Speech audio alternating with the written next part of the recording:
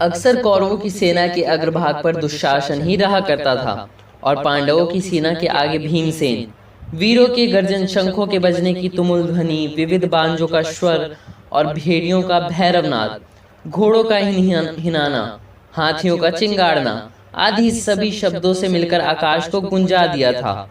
बाणों को साए साए करके जाता देखकर ऐसा प्रतीत होता था मानो आकाश से तारे टूट रहे हों।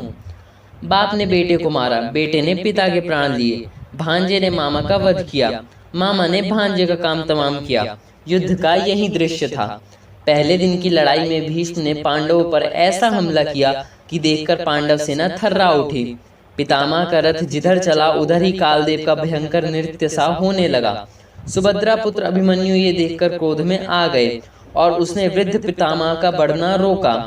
दोनों पक्ष के वीरों में से सबसे छोटे बालक अभिमन्यु को सबसे वयोवृद्ध धनुधारी भीष्म से भिड़ते देखकर देवता लोग भी मुग्ध हो गए। अभिमन्यु का रथ आगे बढ़ा। उसकी ध्वजा पर सोने का कर्णिकार वृक्ष चित्रित था। अभिमन्यु ने कृतवर्मा पर एक बाण चलाया, शल्य पर 5 और भीष्म पर 9 बाण मारे। एक और बाण से दुमुख के सारथी का सिर धड़ से अलग गिरा दिया। दूसरे बाण से कृपाचार्य के धनुष को नष्ट कर दिया। अभिमन्यु की यह युद्ध कुशलता देखकर देवताओं ने फूल बरसाए। भीष्म और उनके अनुगामी वीरों ने भी सुभद्रा पुत्र की भूरी भूरी प्रशंसा की और कहा कि यह तो पिता के ही समान वीर है। इसके बाद कौरव वीरों ने अभिमन्यु को चारों ओर से घेर लिया और एक साथ उस पर बाणों की बौछार कर दी, किंतु अभिमन्यु इससे तनिक भी विचलित नहीं हुआ। भीष्म ने जितने बाण मारे उन सबको अभिमन्यु ने अपने बाणों से काटकर उड़ा दिया। एक बाण उसने ऐसा निशाना ताक कर मारा कि जिससे भीष्म के रथ की ध्वजा कट गई।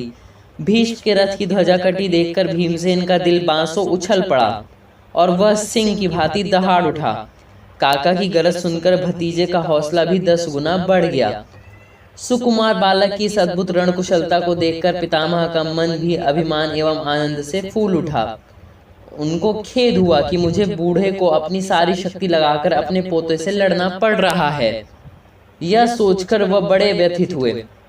फिर भी अपना कर्तव्य समझकर बालक पर बाणों की बौछार करने लगे।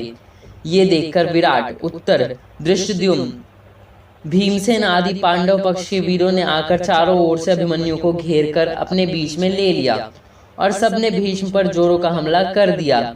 इसका नतीजा ये हुआ कि भीष्म को अभिमन्यु की तरफ से ध्यान हटाकर इन लोगों के लिए बीच बचाव करना पड़ा।